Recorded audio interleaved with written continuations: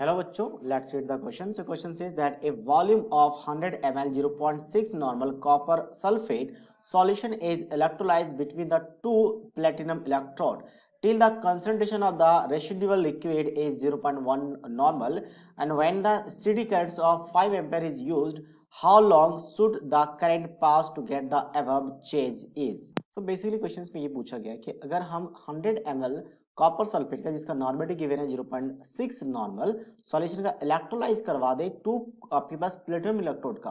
ताकि 0.1 नॉर्मल तक पहुंच जाए, तो उसमें करंट का अगर 5 एम्पीयर हम पास कराते हैं तो हमें कितना समय तक करंट पास करना पड़ेगा इस चेंज के लिए। सो बेसिकली हम क्या करेंगे, कॉपर का बेसिकली हम अगर रिडक्शन करवा दे, कहां पे कैथोड में रिडक्शन होता है,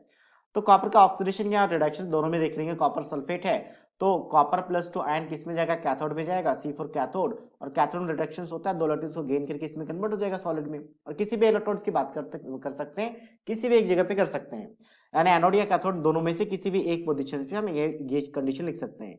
तो अब जैसे अगर मैं बात करूं एनोड, जैसे मैं कहना कहा कि दोनों में लिख सकते हैं, बट एनोड में ऑक्सीडेशन होगा तो ऑक्सीडेशन देखना पड़ेगा कि SO4-2 का होगा या वाटर का। तो मैंने कॉपर से भी क्वेश्चन सॉल्व कर सकते हैं यहाँ पे कि इक्विवेलेंट देख लेते हैं। नंबर इक्विवेलेंट क्या होता है फॉर्मूला,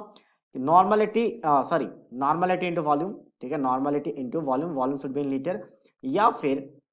ये क्या होता है Q अपॉन F होता है, Q is the charge, F is the Faraday, तो ये IT अपॉन F भी लिखा जा सकता है।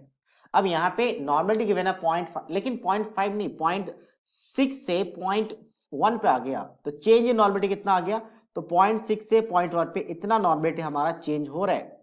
और वॉल्यूम कितना 100 ml, तो उसको लीटर में कन्वर्ट कर लेंगे बाय डिवाइडिंग 1000।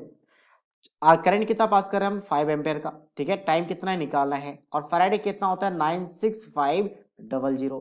तो ये दो जीरो तो यहां से कैंसिल आउट हो जाएगा और एक जीरो यहाँ पे कैंसिल आउट हो जाएगा, ये 0.5 बचेगा, 0.5 मल्टीप्लाई 10 तो 5 बचा, 5 मल्टीप्लाई 965 और इस 5 से हम डिवाइड कर लेते हैं तो यहाँ पे टाइम आ जाएगा, और यहाँ से जो टाइम आता है वो किस में आता है, सेकंड में आता है। तो यहाँ पे टाइम कितना आ गया 965 सेकंड। अगर मैं ऑप्शन की बात करूं तो फर्स्ट ऑप्शन के साथ मैच कर रहा है, that means option A is the right answer of this question. So I hope you understood it well, all the best.